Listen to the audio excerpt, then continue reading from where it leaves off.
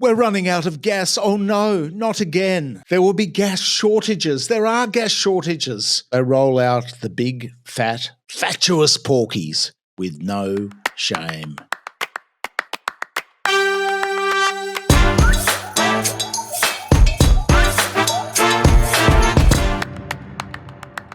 Australia exports 5 times the amount of gas that we use domestically. We pay the same price, despite being the world's biggest exporter of LNG.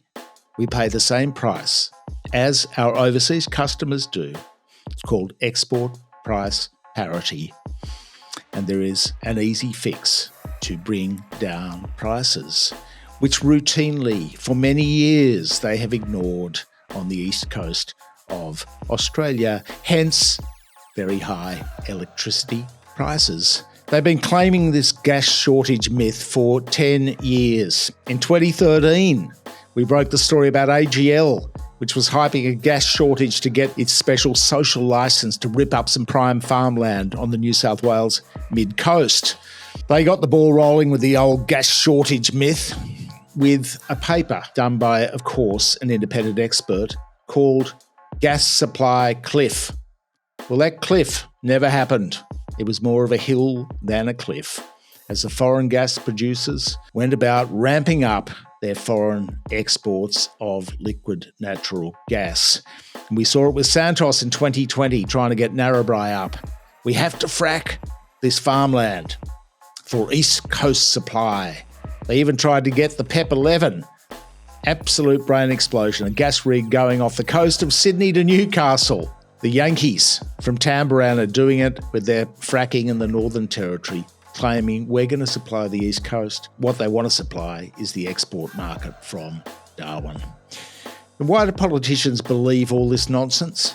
Well, they're besieged by lobbyists and drenched in political donations from the multinationals for a start, which control the gas sector. Now, it is true that IEMO, the market operator of energy, has warned of supply shortages over this winter. And it's also true that the greed of the gas giants, with all their tax avoidance scams and so on, has been so rapacious that they have actually crushed their own demand. They've sent prices soaring so high that people are turning away from their product. They're going solar. Households turning away from gas and embracing electrification. But when they talk about the market, it is no market. Markets are transparent. This is a cartel of essentially 4 players which hold the market, retail demand for gas, to ransom as they sell into the system, into the grid at peak demand times, and therefore they can charge exorbitantly, and that hoists the whole pricing system higher. But what a simple fix there is. Domestic gas reservation policy. Domestic gas reservation. In WA, which is not part of the East Coast grid, prices are lower, far lower than they are here for gas, and electricity prices are therefore lower too because they earmark enough for the market. They keep 10% aside for their own people. In the East Coast, the prices are higher because the fossil media duopoly promotes the spin that governments should not interfere in the markets. To keep people warm in winter, supposedly, they should just let the market do its own thing. But there is no market. It is a cartel which sets the prices for this essential commodity. Just a cartel of 4 very powerful exporters that control the price. Now, the latest from Woodside too, over on the West Coast, it just is absolutely disgraceful on the climate change front. Woodside just came out and said market uncertainty over climate science is a reason to delay all of its green investments.